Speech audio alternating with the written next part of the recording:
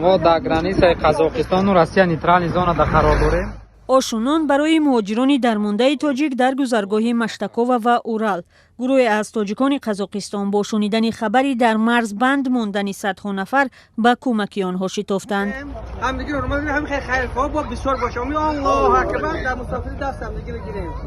بیش از 300 نفر که با ماشین و اتوبوس از تاجیکستان به اینجا آمدند، برخی یک و گروه دیگر بیش از 2 روز باز نمیتوانند وارد روسیه شوند. طرف روسیه، اون طرف قزاقستان است. قزاقستان، روسیه. اینا بیچاره مسافر هم همینجا. خیلی آدم جمع شده. خیلی آدم جمع شده. این اتوبوس 2 روز باز جای خواب و زندگی بیش از 40 نفر است. در اطراف آن به گفته مسافران حدود 60 ماشین دیگر با مسافران تاجیک جمع آمده است. مرزبانان روس در یک روز تنها به 5 یا 6 ماشین اجازه عبور میدادند.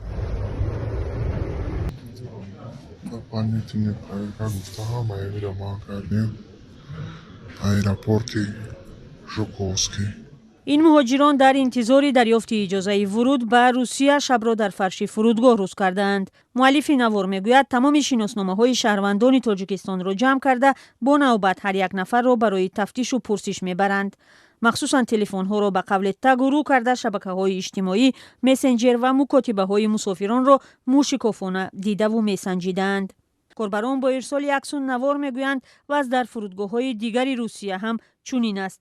مقامات تاجیکستان در بیانیه روز 28 اپریل از بند ماندن بیش از 950 شهروند تاجیکستان در فرودگاه ونوکوی مسکو خبر داده از وضع دشواری آنها نگرانی کردند. از ساکنان کشور خواستند یک مدت به ضرورت به روسیه نروند.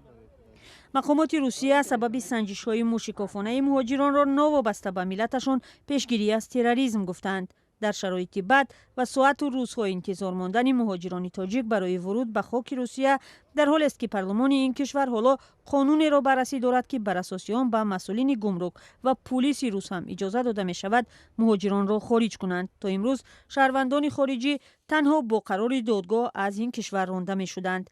مهاجران بندمانده تاجیک از موردهای زیادی اخراج در فرودگاه هم خبر می دهند. وزارت کارهای خارجه تاجیکستان هم در بیانیه اخیر خود از رانده شدن 27 شهروند کشور و احتمال اخراج 306 کسی دیگر در فرودگاه ونوکووا اطلاع داده است.